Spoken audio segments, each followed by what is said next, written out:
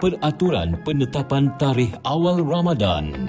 Bagi menyempurnakan titah perintah ke bawah Duli Yang Maha Mulia Seri Paduka Baginda Yang di-Pertuan Agong, setelah diperkenankan oleh Duli-Duli Yang Maha Mulia Raja-Raja, penyimpan mohor besar Raja-Raja mengisytiharkan bahawa tarikh bagi melihat anak bulan Ramadan ialah pada petang Jumaat 28 Februari 2025 Masihi bersamaan 29 Syakban 1446 Hijrah.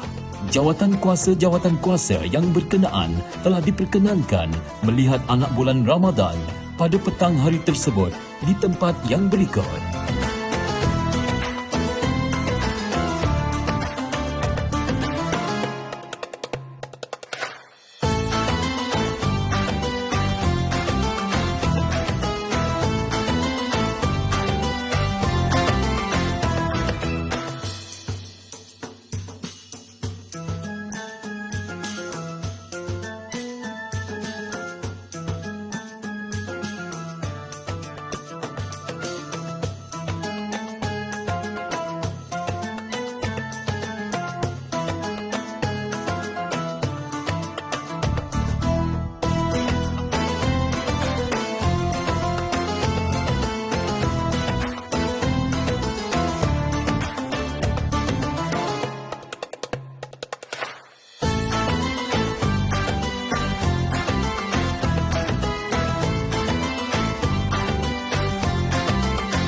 Majlis Raja-Raja telah mempersetujui bahawa cara menetapkan tarikh awal Ramadan adalah berdasarkan ru'yah dan hisab. Penyimpan mohor besar Raja-Raja akan mengisytiharkan pada malam itu juga tarikh awal Ramadan yang ditetapkan melalui radio dan televisyen.